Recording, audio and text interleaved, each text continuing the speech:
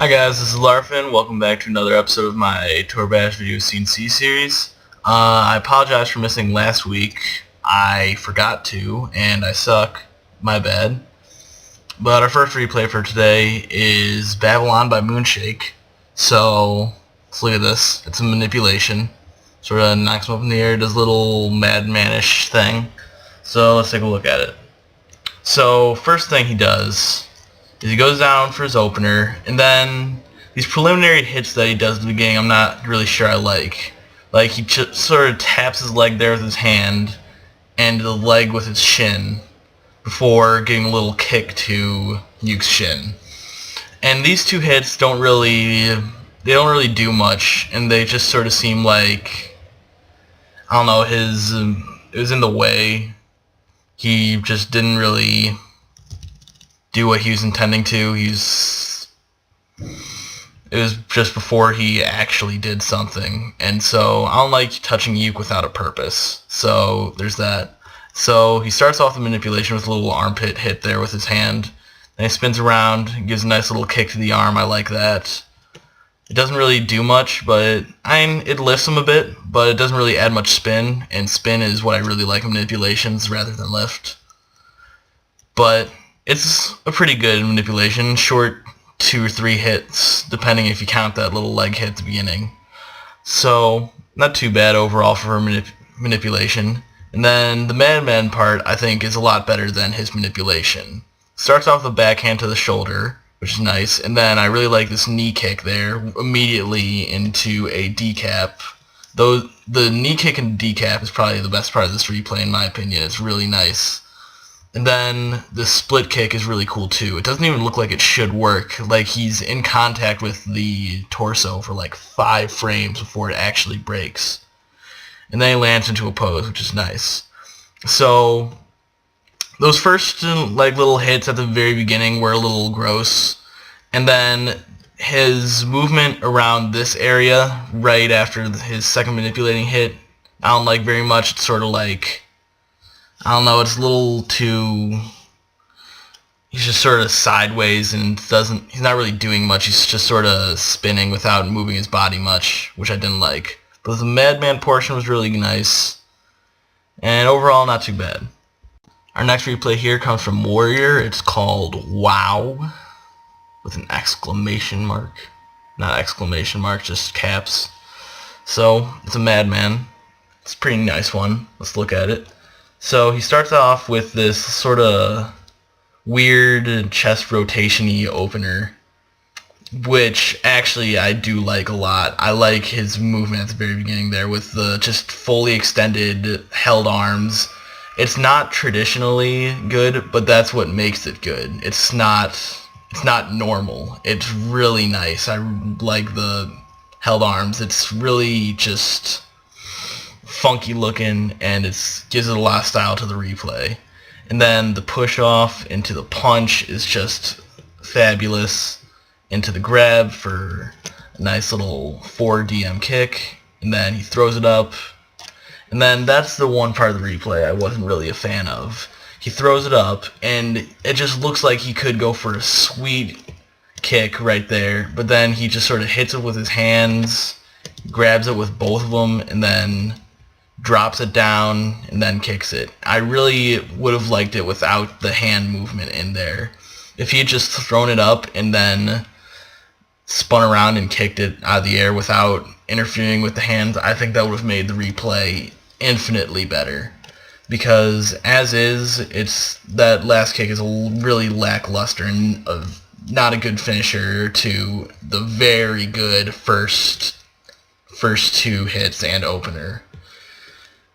And there's no real reason why he couldn't do that, because I mean, he had full control of that torso. He could have thrown it wherever he wanted, but he threw it too close to himself and made it way too hard on himself.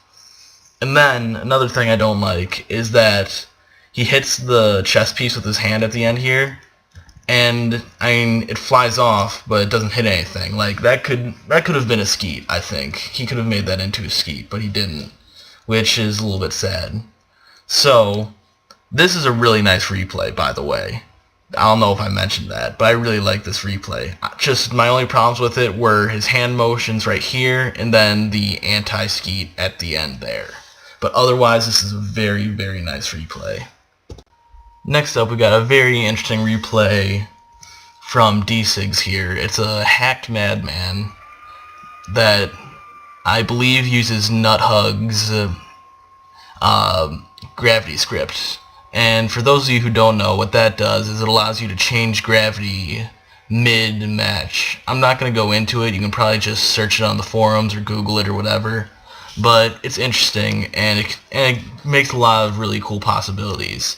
So like you can see at the beginning here, it definitely looks like Sambo, but then it changes to Classic right after that first hit. And then it also changes back to Sambo at the end there. And then he sort of blows himself up too, which is cute. But other than the little hacked stuff he put in there, this is a very nice replay in addition to that. So he does a little spin opener, really smooth, and brings up his foot for a nice 2DM into a really nice double knee. And what I like about that double knee is that's on a relaxed uke, which is a lot harder to do than on a held uke, I think. And so that's really nice, the 2DM right there. And then, how did he get that? And then, it's weird how he managed to get that hip DM as well with that double knee. That's very strange. And also impressive. And then he grabs the arm, pulls in, and does a little hook there. And that's one thing I don't like about this replay. Like, it looks like he should have done something there.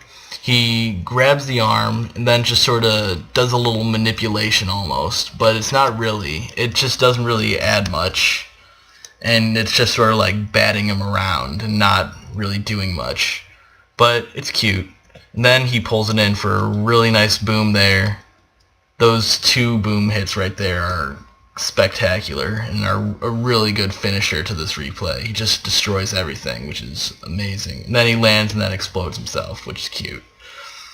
So overall, I don't have too many complaints about this replay. This is a really good example of a good replay. The only problem I had with it was that sort of middle section where he just sort of bats Uke around without much of a purpose. But other than that, this is excellent. Our next replay comes from Young Sandom. It's called Skitastic. Starts off with a little spin split kick and then to a decap and then a little skeet. So let's take a little bit more in-depth look at it. Opener, pretty good. Just gets low, gets his legs up for a nice spin here. Not too bad. I like the 360 that he gets out of it, but I don't like how he sort of floats up at the beginning here, and then he extends his knee right there. So if you look, it's sort of a jerky motion right there, and it's not really ideal right there, what you want to do. You want to have a much more fluid motion than that. So that's a little bit of a minus there. The 360 into the split was nice though. And then grab to decap. I ain't nothing to complain about there. It's just a good standard follow-up. Then immediately breaks off his wrist after the decap for the skeet at the end. Skeet, I mean, it's just a skeet. He just throws it. It's not too far. It's nothing too special. It's just sort of there. And he doesn't pose, which, I mean, it's not terrible, but I would have liked one. But overall, this replay, like one from last week, it's not bad.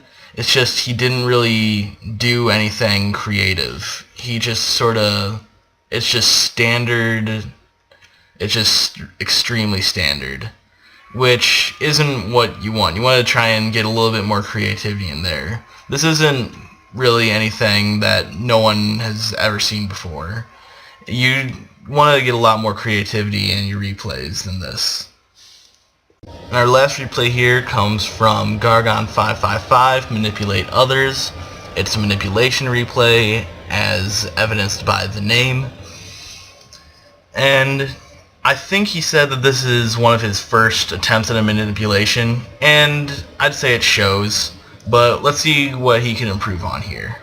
So first off, he goes down for this opener, and my first problem with this opener is that he sort of extends between the knees, and his chest is already fully rotated, and his pec is already fully contracted. He's not getting any power out of it besides his shoulder for that first lift, which gives it a really lackluster start.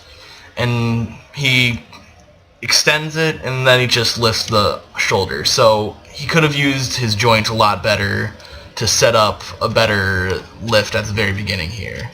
Then he brings in another punch, which doesn't really do much. And these hits, they're more of a juggle than a manipulation. I did like that one punch to the arm right there. That's a really good hit. And what I would have done here is brought the right arm up and just taken a swipe at the legs, and that could have gotten a lot of really good spinny momentum. But it doesn't. But I feel like he didn't hit it hard enough to get that momentum going. And then another problem is that he lets Yuke touch the ground. And in a manipulation, that's generally something you don't want to do. You want to keep Yuke in the air as much as possible. And so he gets Yuke back in the air after he touches the ground.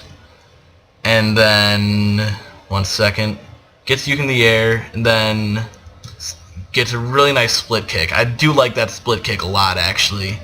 And then he slowly gets in position for that decap.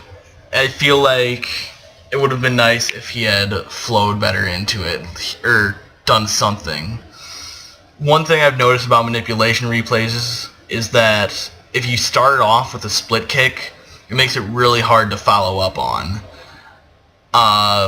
So I would advise to start off with like an arm or leg or even decap hits as your first hit off of manipulation, because if you do a split, then as shown here, the parts can sort of just fly off, and it makes it really hard to follow up on, which can be a problem with your replay. So overall, the hits in this replay just need to have more focus. There's no real purpose to any of them other than to lift Yuke into the air more, rather than actually like move. Because the point of manipulation is to move Yuke to your will, and he's just sort of like batting Yuke up rather than doing things to Yuke. You know what I mean? Like he's doing things that aren't just, that don't look cool, I guess. Like, you should make Yuke do cool stuff, but he's just sort of hitting him in the air and making him fly away. So overall, I'd say work on getting more rotation in Yuke with your hits, and try not to split Yuke with your first hit. And overall, that should help you with your manipulations. And that's it for this week. As always, you can send in your replays to my Yahoo account. You can PM me them, whatever you want. I just want your replays. And see you next week.